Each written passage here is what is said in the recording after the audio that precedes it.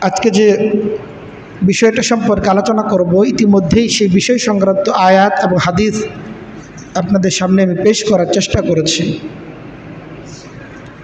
আলোচনার যে মূল কথা সেটা হচ্ছে এই যে লক্ষ্য করা চাই যে আমরা আসলে যারা মানুষ, আমরা দোষ গুণ মিলিয়েই তো মানুষ। আমাদের মাঝে যেমন অনেক গুণের সমাহার রয়েছে, ঠিক এমনিভাবে আমাদের মাঝে অনেক দোষও আমাদের মাঝে বিদ্যমান রয়েছে। এই দোষের ঊর্ধ্বে কোনো ব্যক্তি নাই,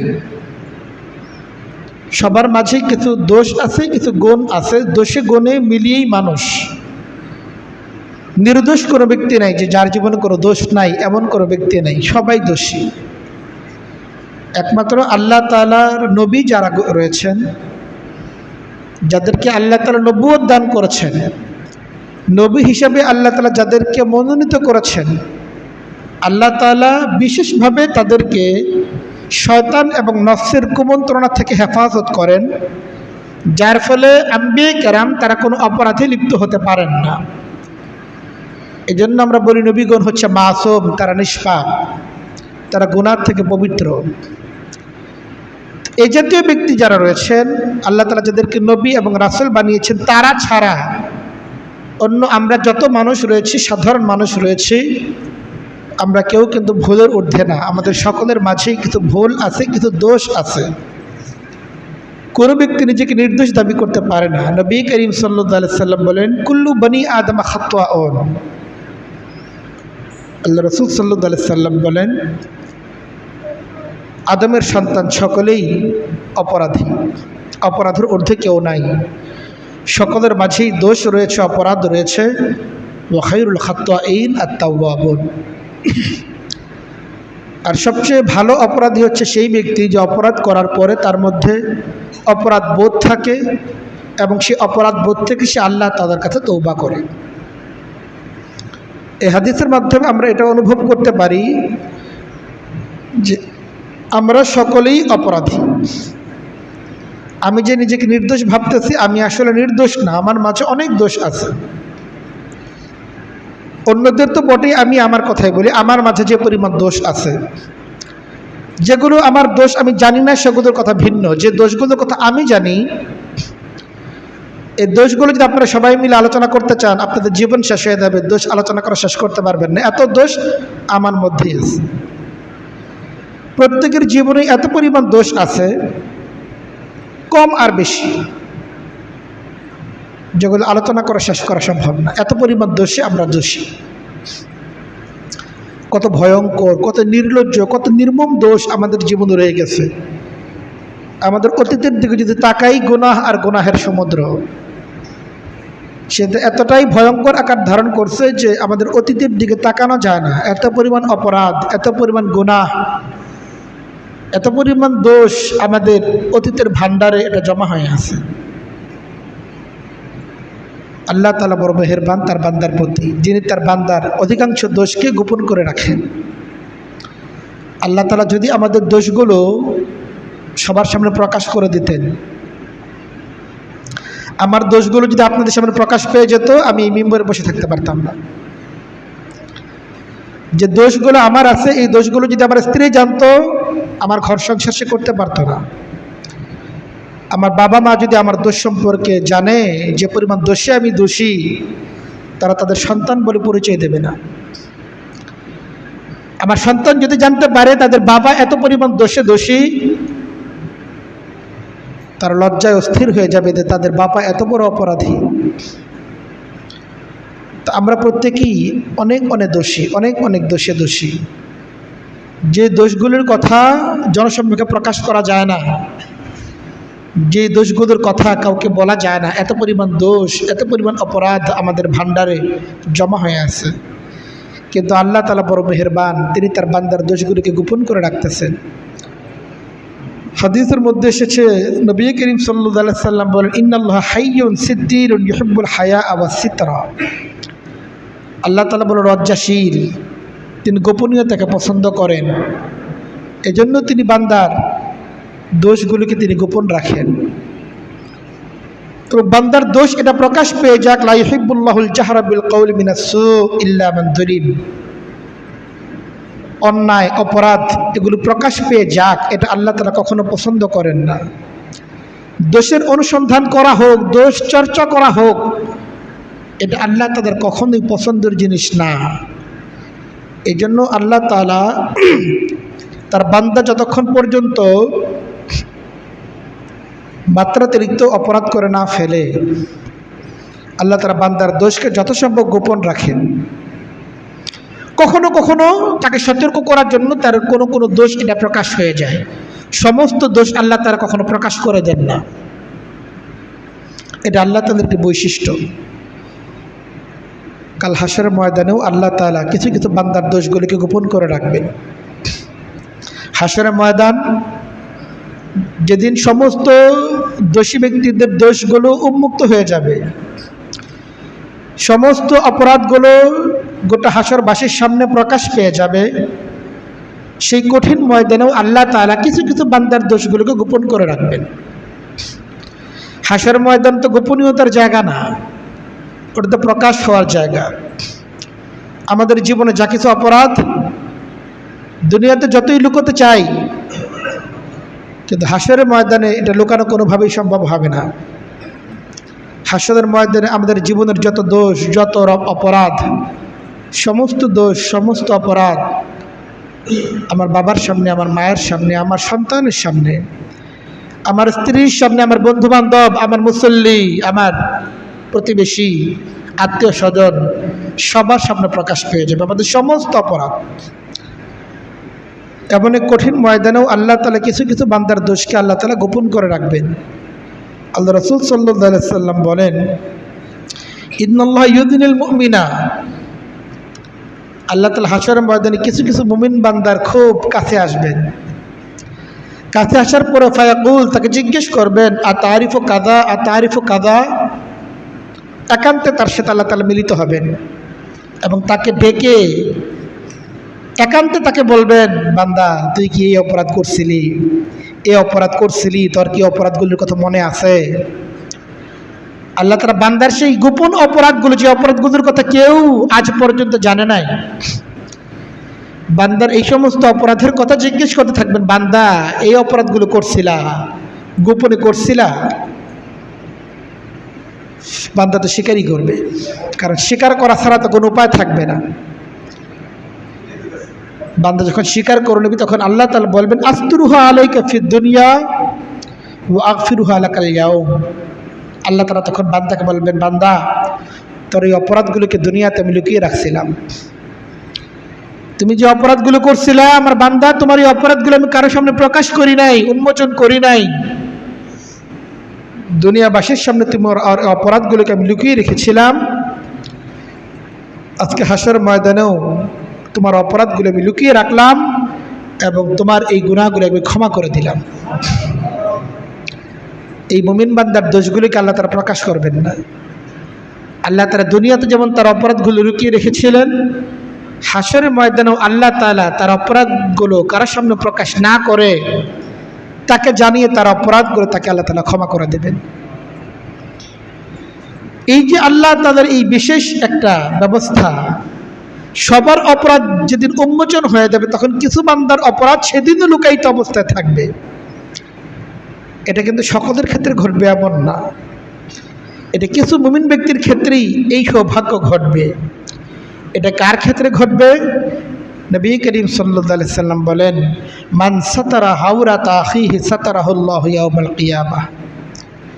নবী করিম সাল্লাল্লাহু আলাইহি সাল্লাম বলেন, যে ব্যক্তি তার ভাইয়ের দোষকে দুনিয়ায় লুকিয়ে রাখবে, আল্লাহ তাআলা কিয়ামতের দিন তার দোষকে আল্লাহ তাআলা লুকিয়ে রাখবেন। যে সমস্ত ব্যক্তিগণ তার ভাইয়ের দোষকে দুনিয়াতে লুকিয়ে রাখবে, এটা চর্চাকে সে পছন্দ করে না, দোষের অনুসন্ধানকে সে পছন্দ করে না, তো যে সকল ব্যক্তিরা তার ভাইয়ের অন্যায় অপরাধ, তার দোষগুলো জানার পরে সেটা প্রকাশ করাকে পছন্দ করবে না, এটা লুকানোকে সে পছন্দ করবে। আল্লাহ তাআলা বলেন, নবী করিম সাল্লাল্লাহু আলাইহি সাল্লাম বলেন, সাতারাহুল্লাহু ইয়াউমাল কিয়ামাহ, আল্লাহ তাআলা কিয়ামতের দিন তার অপরাধগুলোকে আল্লাহ তাআলা লুকিয়ে রাখবে। এ ব্যাপারে অনেকের মনে হয়তো প্রশ্ন জাগতে পারে, তাইলে অপরাধী তো তার ছাড়া পেয়ে যাবে। দেখেন, আমরা যারা সাধারণ মুসলিম, আমরা এখানে যারা উপস্থিত আছি, আমরা তো সাধারণ মুসলমানই।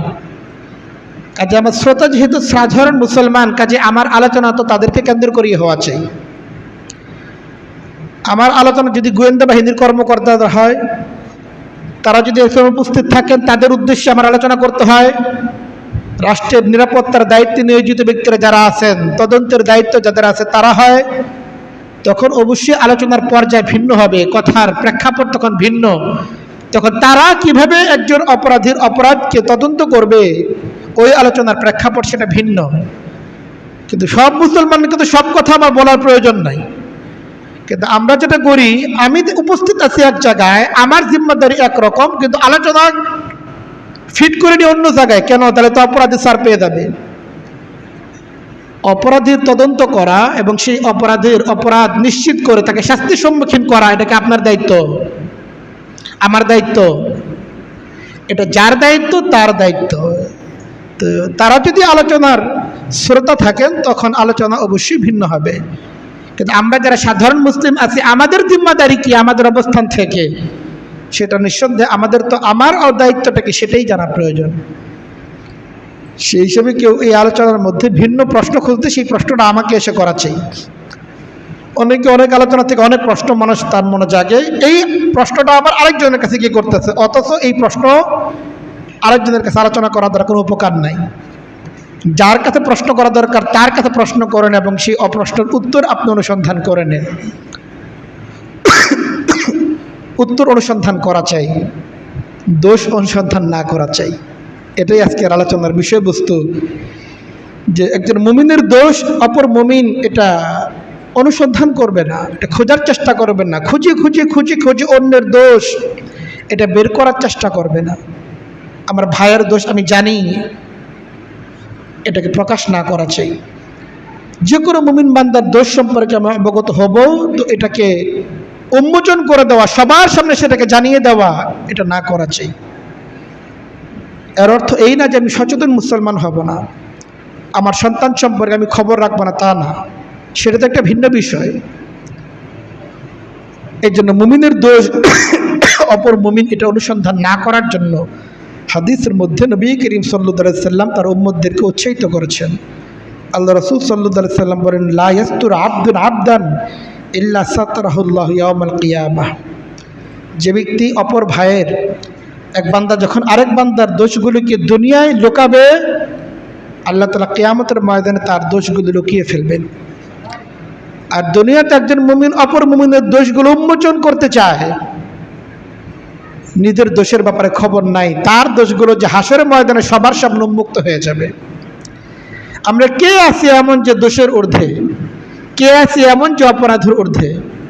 আল্লাহ তাআলা সেগুলোকে গোপন রাখছেন বিধায় না আমরা এখনো পর্যন্ত সমাজে মুখ দেখিয়ে চলতে পারি। কিন্তু আল্লাহ তাআলা যদি আমাদের অপরাধগুলো এই সমাজের সামনে, আমাদের পরিবারের সামনে, আমাদের সন্তানদের সামনে প্রকাশ করে দেন, সন্তানের সামনে মুখ দেখানো যাবে, পরিবারের সামনে মুখ দেখানো যাবে, সমাজের সামনে ইজ্জতের সাথে চলা যাবে? কোনোভাবেই সেটা চলা সম্ভব না। এই জন্য নবী করিম সাল্লাল্লাহু আলাইহি সাল্লাম তার উম্মতদেরকে বলেন, পবিত্র কোরআনে কারীমের মাঝেও আল্লাহ তাআলা ইরশাদ করতেছেন, ইয়া আইয়ুহাল্লাযীনা আমানু ইজতানিবু কাসীরাম মিনাজ যান্নি ইন্না বা'দাজ যান্নি ইসমুন ফালা তাজাসসু। আল্লাহ তাআলা বলতেছেন, হে ঈমানদারগণ, তোমরা অন্যের ব্যাপারে কুধারণা পোষণ করা থেকে বিরত থাকো। ইজতানিবু কাসীরাম মিনাজ যান্নি, মানুষের ব্যাপারেই কুধারণা পোষণ করা থেকে বিরত থাকো। ইন্না বা'দাজ যান্নি ইসমুন, মানুষের ব্যাপারে কুধারণা করা একটা অপরাধ।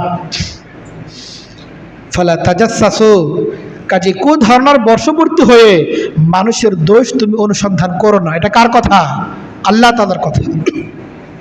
এটা আপনার রবের কথা, যিনি আপনাকে অস্তিত্ব দান করেছেন, তিনি বলতেছেন এটা তুমি বান্দা হয়ে আরেক বান্দার দোষ অনুসন্ধান করো না। কারণ তুমি নিজেই তো কত দোষে দোষী, তুমি আবার কি করে অন্যের দোষ অনুসন্ধান করতে যাও? ফালা তাজাসসু, অন্যের দোষ অনুসন্ধান করো না, কারো ব্যাপারে তুমি কুধারণার বর্ষবর্তী হইও না। আল্লাহ রাসূল সাল্লাল্লাহু আলাইহি ওয়াসাল্লাম বলেন, ইয়া মাশারা মান আসতামা বিলিসানিহি ওয়া লাম ইউফদিল ঈমান ফি কলবিহি। কত কঠোর কথা নবী করিম সাল্লাল্লাহু আলাইহি ওয়াসাল্লাম বলতেছেন। আল্লাহ রাসূল সাল্লাল্লাহু আলাইহি ওয়াসাল্লাম বলতেছেন, হে ওই সকল লোকেরা যারা তাদের জবান দ্বারা ইসলামকে প্রকাশ করতেছে কিন্তু তোমাদের অন্তর পর্যন্ত ইসলাম এখনো প্রবেশ করে নাই। মুখের দ্বারা ঈমানকে প্রকাশ করতেছো কিন্তু তোমার অন্তরে ঈমান নাই, সতর্ক হয়ে যাও। লা তুউযুল মুসলিমিন। কোন মুমিনের দোষ অনুসন্ধান করার মাধ্যমে, কোন মুমিনের দোষকে প্রকাশ করার মাধ্যমে কোন মুমিনকে তুমি কষ্ট দিও না। লা তুউযুল মুসলিমিন ওয়া লা তুআইয়িরুহুম। কোন মুমিনকে লাঞ্ছিত করার চেষ্টা করো না। একজন মুমিনকে সমাজের সামনে লাঞ্ছিত করতে হবে, একজন শিক্ষককে তার ছাত্রীর সামনে লাঞ্ছিত করতে হবে, একজন বাবাকে একজন মাকে তার সন্তানের সামনে লাঞ্ছিত করতে হবে। এই অপরাধের চেষ্টা করো না।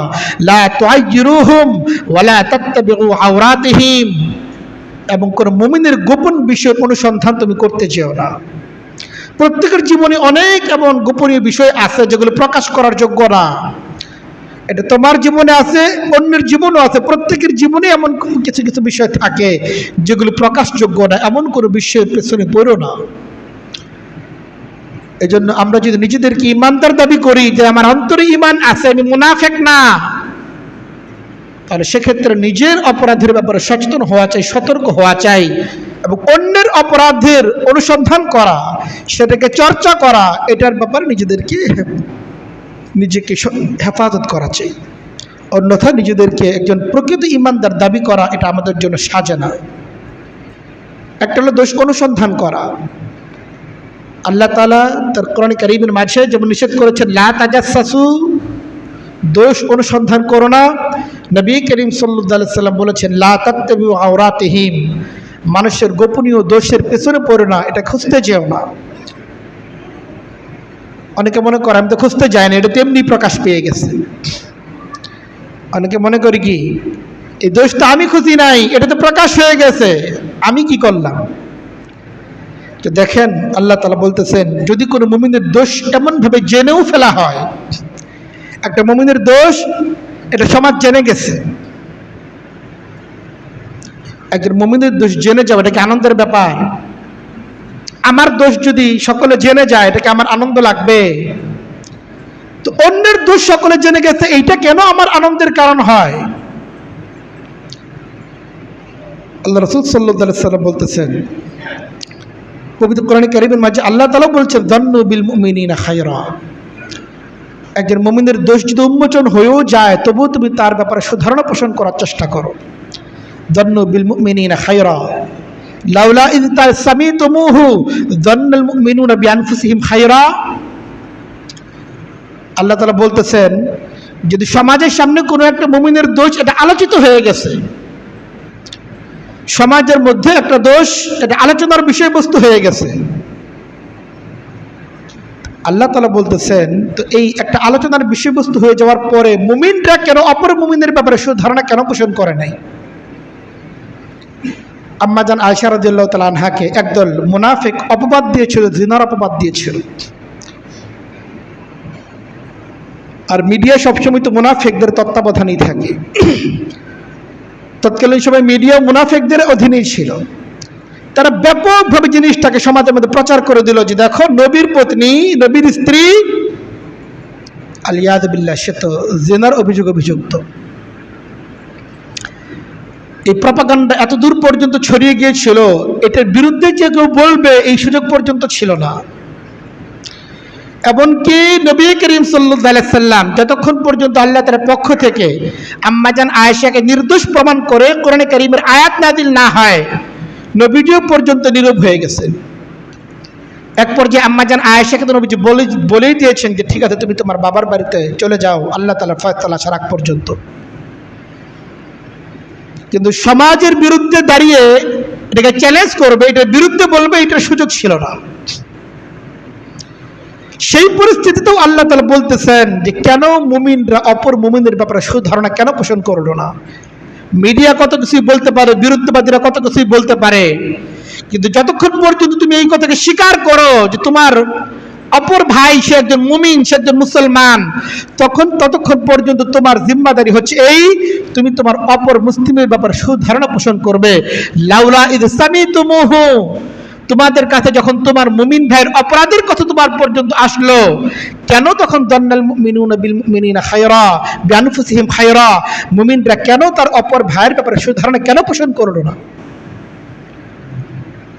এটা তো আল্লাহ তাআলা দুনিয়াতেই প্রশ্ন রেখেছেন। আজকে যারা দোষ অনুসন্ধান করতেছি, দোষকে প্রকাশ করার চেষ্টা করতেছি, দোষ চর্চা করতেছি, কিয়ামতের ময়দানে যখন আল্লাহ তাআলা জিজ্ঞেস করে বসবেন এই প্রশ্নটাই, তখন আপনি কি জবাব দিবেন? তখন জবাব দেওয়ার মধ্যে হিম্মত কার থাকবে? আজকে আমাদের একেবারে পরিবার থেকে শুরু করে রাষ্ট্র পর্যন্ত যারা যে অঙ্গনে জড়িত আছে সবাই এই নেশায় মত্ত হয়ে আছে। অপরের দোষটা কিভাবে অনুসন্ধান করা যায়, সেটাকে চর্চা করা যায়, এটাই আমাদের সকলের বিষয়বস্তু হয়ে গেছে। সর্বত্র রাস্তা ঘাটে দোকানে পাটে একই আলোচনা, অপরের দোষের আলোচনা। আর আমাদের দেশের যে বিভিন্ন মানুষের মতাদর্শের যে ভিন্নতা আছে, এই মতাদর্শের ভিন্নতাটা এতই নাজুক, এতটাই সংবেদনশীল এবং এতটাই গুরুতর যে এই ভিন্ন মতের ব্যক্তিদের ব্যাপারে যে কোনো রকম আলোচনা করতে আমরা কখনোই আল্লাহকে ভয় করি না। এই ব্যাপারে ইসলামের নির্দেশনা কি, তার প্রিয় নবীর নির্দেশনা কি, নামাজি ব্যক্তিরা পর্যন্ত এই বিষয়টা ভেবে দেখে না। মসজিদে এসে নামাজ পড়া তো সহজ, কিন্তু অপরের দোষ অনুসন্ধান থেকে বিরত থাকা, দোষ চর্চা না করা, এটা বড় কঠিন একটা আমল। আল্লাহ তাআলা আমাদেরকে সেই আমলের নির্দেশ প্রদান করতেছেন। পবিত্র কোরআনে কারীমের মাঝে আল্লাহ তাআলা বলতেছেন, ইন্নাল্লাযীনা ইউহিব্বুনা আন তাশিআল ফাহিশাতু ফিল্লাযীনা আমানু। আল্লাহ তাআলা বলতেছেন ইন্না, নিশ্চয়ই, ইন্নাল্লাযীনা ইউহিব্বুনা, যারা পছন্দ করে, মজা নেয়। কিছু লোক আছে কি নাই, যখন কারো একটা দোষ প্রকাশ হয়ে যায় খুব মজা পায়, এটা প্রকাশ হয়ে গেছে এটা জেনেও মজা পায়, এটা আলোচনা করেও বেশ মজা পায়। যারা এমন মজা নেয় তাদের ব্যাপারে আল্লাহ তাআলা বলতেছেন ইন্নাল্লাযীনা ইউহিব্বুনা, আল্লাহ তাআলা বলছেন নিশ্চয়ই যে সকল ব্যক্তিরা এটা তাদের ভালো লাগে, আনন্দ বোধ করে, যারা কি আন তাশিআল ফাহিশাতু ফিল্লাযীনা আমানু, একটা অশ্লীল জিনিস, একটা অপরাধের জিনিস এটা প্রকাশ ঘটে গেছে, এতে যারা মজা পায়, লাহুম আযাবুন আলীমুন ফিদ দুনিয়া ওয়াল আখিরাহ। আল্লাহ তাআলা বলেন দুনিয়ার জীবনেও তার জন্য যন্ত্রণাদায়ক শাস্তি আছে, আর কিয়ামতের দিনও তার জন্য যন্ত্রণাদায়ক শাস্তি আছে। ওয়াল্লাহু ইয়ালামু ওয়া আনতুম লা তা'লামুন। আল্লাহ তাআলা বলেন তোমাদের এই কাজের পরিণতি সম্পর্কে আল্লাহ তাআলা জানেন, তোমরা জানো না তোমরা কোন কাজ করতেছো। আমরা তো অবলীলা একটা কাজ করি, কিন্তু এই কাজের খেসারত যে কত দূর পর্যন্ত আমাকে দিতে হবে এটা কোনোদিন ভেবে দেখি না। এই জন্য আল্লাহ তাআলা বড় সতর্ক করতেছেন যে এমনটা না করা চাই মুমিন বান্দা। অন্যের দোষের পেছনে যে ব্যক্তি পড়বে, অন্যের দোষকে প্রকাশ করে দেওয়ার চেষ্টা করবে, মনে করেন এটা তো ফেসবুকে একটা শেয়ারই দিলাম, একটা কমেন্টই করলাম, বেশি কি আর করছি। এই ফেসবুকের শেয়ার, এই কমেন্ট, এই লাইক, এই যে বিভিন্ন রকম প্রতিক্রিয়া জানানো, নিঃসন্দেহে আল্লাহ তাদের কাছে এর জন্য জবাবদিহিতা আমাদেরকে করতে হবে। মুমিনের জীবনে এমন কোনো কর্ম নাই যে কর্ম সম্পর্কে আল্লাহ তাদের কাছে জবাবদিহিতা করতে হবে না, প্রত্যেকটা কর্মের জবাবদিহিতা করতে হবে। আল্লাহ রাসূল সাল্লাল্লাহু আলাইহি ওয়াসাল্লাম বলেন মান কাশাফা আওরাতা আখিল মুসলিম কাশাফাল্লাহু আওরাতু হাত্তা ইউফজিহু বিহা ফি বাইতিহি। আল্লাহ তাআলা, আল্লাহ রাসূল সাল্লাল্লাহু আলাইহি ওয়াসাল্লাম বলেন যে ব্যক্তি তার মুমিন ভাইয়ের দোষগুলিকে প্রকাশ করে দেবে, আল্লাহ তাআলা তাকে তার ঘরে থেকেও তাকে আল্লাহ তাআলা লাঞ্ছিত করে দেবেন। সে মনে করবেন আমি তো ঘরে বসে গেছি, এখন তো আর কারোর সাথে আমার কোনো যোগাযোগ নাই, আমার দোষগুলোর কথা কেউ তো জানবে না। আল্লাহ রাসূল সাল্লাল্লাহু আলাইহি ওয়াসাল্লাম বলেন যে ব্যক্তি অপর মুমিন ভাইয়ের দোষ চর্চা করবে, দোষের অনুসন্ধান করবে, দোষকে সমাজের সামনে প্রকাশ করে দেবে, একদিন আসবে তার দোষটাও আল্লাহ তাআলা প্রকাশ করে দেবেন।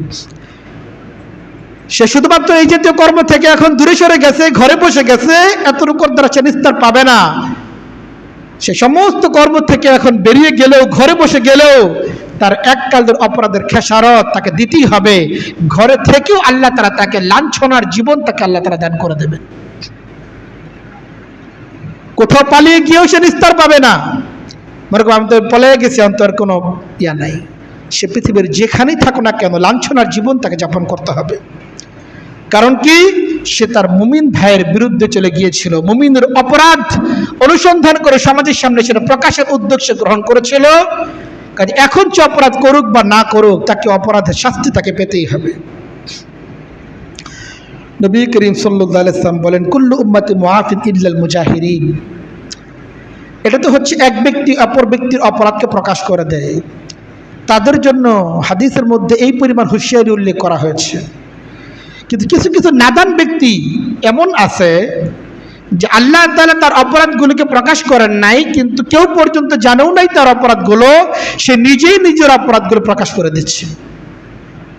একটা অপরাধ সে করছে, এই অপরাধের কথা কেউ জানে না, সে নিজেই কে তার বন্ধুর কাছে বলতেছে, আরে কালকে তো এই কাজটা করছি। অপরাধের সাক্ষী সে নিজে ব্যবহার করতেছে। নবী করিম সাল্লাল্লাহু আলাইহি ওয়াসাল্লাম বলেন, কুল্লু উম্মতি মুআফিন ইল্লাল মুজাহিরিন। আমার উম্মতের সকলেই আল্লাহ তাআলার কাছে ক্ষমা পাওয়ার যোগ্য। যে সকল দোষগুলোকে যতভাবে গোপন আছে, আল্লাহ তাআলা সেগুলোকে ক্ষমার জন্যই চেষ্টা করবেন। কিন্তু ইল্লাল মুজাহিরিন, তবে এক শ্রেণীর ব্যক্তি এমন আছে যাদেরকে আল্লাহ তাআলা ক্ষমা করবেন না। কারণ আল্লাহ তাআলা তার দোষগুলোকে ঢাকার চিন্তা ব্যবস্থা করেছিলেন, কিন্তু সে স্বেচ্ছাপ্রণোদিত হয়ে নিজের দোষগুলোকে নিজেই প্রকাশ করে দিচ্ছে। এরা কারা? নবী করিম সাল্লাল্লাহু আলাইহি ওয়াসাল্লাম বলেন, মিনাল মুজাহিরাতি আন ইয়ামাল রাজুল বিল-লাইলি আমালান সুম্মা ইউসবিহু ওয়া ক্বাদ সাতারাহু আল্লাহু আলাইহি ফায়াকুল ইয়া ফুলান আমিলতুল বারিহাতা কাযা ওয়া কাযা। একটা অপরাধ সে রাত্রিবেলা করছে, আল্লাহ তাআলা সে অপরাধকে প্রকাশ করেন নাই, কিন্তু পরবর্তী দিন সে তার বন্ধুর কাছে গিয়ে, কোন এক আপনজনের কাছে গিয়ে নিজেই নিজের দোষগুলো প্রকাশ করতেছে, আরে গত রাত্রে তো এই কাজ করছে। তো নবী করিম সাল্লাল্লাহু আলাইহি ওয়াসাল্লাম বলেন, ইউসবিহু ইয়াকসিফু সাতরাহুল্লাহু আনহু। আল্লাহ তাআলা তার সকাল করেছিলেন, রাত করেছিলেন, এমনভাবে তার অপরাধগুলিকে আল্লাহ তাআলা ঢেকে রেখেছিলেন। কিন্তু এই নাদান বান্দা সে নিজেই নিজের অপরাধগুলোকে প্রকাশ করে দিয়েছে। এই নিজের অপরাধকে যারা প্রকাশ করে দেবে, আল্লাহ তাআলা এই সমস্ত ব্যক্তিদেরকে কখনোই ক্ষমা করবেন না। এই যে নিজের দোষগুলোকে অন্যের সামনে প্রকাশ না করা চাই, দোষ তো হয়েই গেছে, দোষ তো করেই ফেলেছি, নিজের অপরাধের সাক্ষী রাখতে নাই, অপরাধই করতে নাই। একজন ব্যক্তি কেন অপরাধ করার চেষ্টা করবে, কিন্তু আমাদের ইচ্ছায় অনিচ্ছায় আমাদের দ্বারা অপরাধ হয়ে যায়।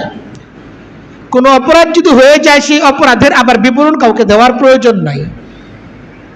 এবং আল্লাহ তাআলার কাছে এই দোয়া করা যে আল্লাহ ভুল তো করে ফেলছি, আল্লাহ আমার অপরাধগুলিকে আপনি মানুষের থেকে আড়াল করে দেন। আর আল্লাহ তাআলা তখনই আড়াল করে দেবেন যখন আমি আমার অন্য ভাইয়ের অপরাধগুলোকে জানার পরও সেগুলিকে আড়াল করে রাখবো। জানার তো চেষ্টাই করব না, কারো অপরাধ সম্পর্কে জানার তো চেষ্টাই করব না। আর যদি একান্ত যদি জেনেও যাই, তাহলে সেগুলিকে আড়াল করার চেষ্টা করব।